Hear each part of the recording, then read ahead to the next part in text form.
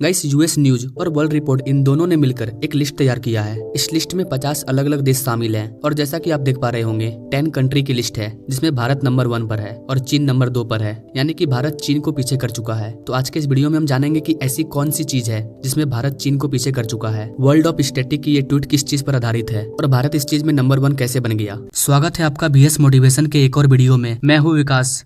दरअसल दोस्तों, कुछ समय पहले तक चीन को दुनिया की फैक्ट्री कहा जाता था, क्योंकि चीन अलग अलग देशों में अपनी मजबूत पकड़ बना चुका था। वह दुनिया भर के देशों से ऑर्डर लेता था और उनकी डिमांड को पूरा करता था। लेकिन चाइना की फैक्ट्री को सबसे बड़ा झटका तब लगा जब पूरी दुनिया में कोविड-19 जैसी महामारी फैल गई। कोविड-19 से चीन के लोगों को तो नुकसान हुआ ही, लेकिन इसका सबसे बड़ा असर उसके इकोनॉमी लेवल पर हुआ। चाइना की जितनी भी बड़ी बड़ी फैक्ट्री थी वो बंद होने लगी और कोविड पॉलिसी की वजह से दुनिया के अलग अलग देशों से ऑर्डर मिलने भी बंद हो गए या उन्होंने चीन में बने प्रोडक्ट को खरीदने से मना कर दिया। इसके अलावा अमेरिका और यूरोपीय कंपनी भी चीन को छोड़कर कोई और दूसरा अल्टरनेटिव ढूंढने लगे ताकि जल्द से जल्द चीन पर निर्भरता को कम किया जा सके। और गाइस, आपको बता दें कि इन देशों ने भारत को व्यापार करने के लिए सुरक्षित देश माना। ये देश चाइना के बाद भारत को दूसरा ऑप्शन बनाने के लिए तैयार हो गए और जब उन्हें भारत से हाई क्वालिटी का प्रोडक्ट मिलने लगा जिसकी मैन्युफैक्चरिंग कॉस्ट भी कम थी, तो इन्होंने चाइना से डील करना बंद कर दिया। और आज हालत ऐसी हो चुकी है कि एप्पल, फॉक्सकॉन, टेस्ला जैसी बड़ी कंपनी भी भारत आ रही है। वर्ल्ड ऑफ स्टैटिक की रिपोर्ट में जिन 50 देशों की लिस्ट जारी किया गया है वो मैन्युफैक्चरिंग कॉस्ट को लेकर के है,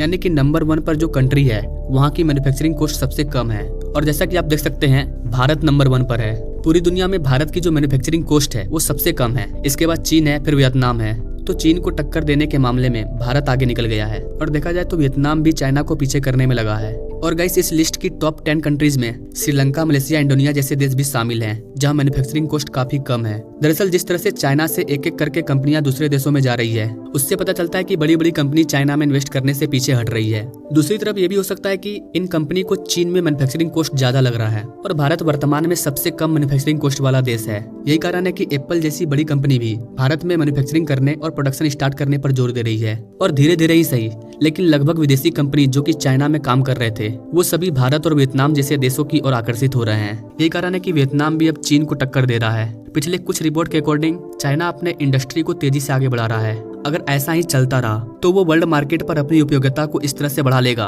जिससे कोई भी देश चाइना का मुकाबला नहीं कर पाएगा। इस तरह से चाइना अमेरिका जैसे देश को भी पीछे छोड़ देगा। और यही कारण है कि विदेशी कंपनियां सिर्फ मैन्युफैक्चरिंग कॉस्ट को कम करने के लिए ही नहीं बल्कि चाइना को रोकने के लिए भी भारत आ रही है। दुनिया की जितने भी बड़ी बड़ी कंट्री है वो चाइना का काउंटर करना चाहती है, क्योंकि चाइना का जो ग्रो है वो सही तरीके से नहीं है। चाइना अपने देश में ऐसे ऐसे हरकत कर रहा है जिसके कारण कोविड-19 जैसे वायरस फैल रहे हैं और इसका भुगतान पूरी दुनिया को भोगना पड़ रहा है। देखा जाए तो आज के टाइम में भारत भी चीन के प्रोडक्ट पर बैन लगा रहा है। हम कम से कम चीनी प्रोडक्ट का इस्तेमाल कर रहे हैं। ऐसा नहीं है कि हम बिल्कुल चाइना के खिलाफ हो चुके हैं, चाइना के चीजों का यूज नहीं कर रहे हैं, ऐसा नहीं है। आज के टाइम में भारत चाइना से उसी चीज को ले रहा है जिस चीज का निर्माण भारत में नहीं हो रहा है या जिस चीज को भारत में नहीं बनाया जा सकता है। लेकिन भारत सरकार लगातार कोशिश कर रही है कि उन सारे चीजों को जिसे चाइना से मंगाया जाता है उससे भारत में ही बनाया जाए। भारत सरकार कई स्कीम और परियोजना लॉन्च कर रही है जिससे चीन पर निर्भरता को कम किया जा सके। मैं इसका एग्जांपल देता हूँ आपको। पहले दुनिया के लगभग देश पेट्रोकेमिकल के लिए चीन पर डिपेंड थे, क्योंकि उन्हें भारत से ये केमिकल प्रोडक्ट लेने की कोई जरूरत नहीं थी। लेकिन कोविड-19 के टाइम में चाइना से जो केमिकल की सप्लाई है वो रुक गई, वो बंद हो गई। ऐसे में ये देश भारत से डील करने लगे और कोविड-19 खत्म होने के बाद भी वो वापस नहीं गए, क्योंकि भारत के केमिकल प्रोडक्ट का जो लागत है वो बहुत ही कम था और क्वालिटी भी बहुत अच्छा था।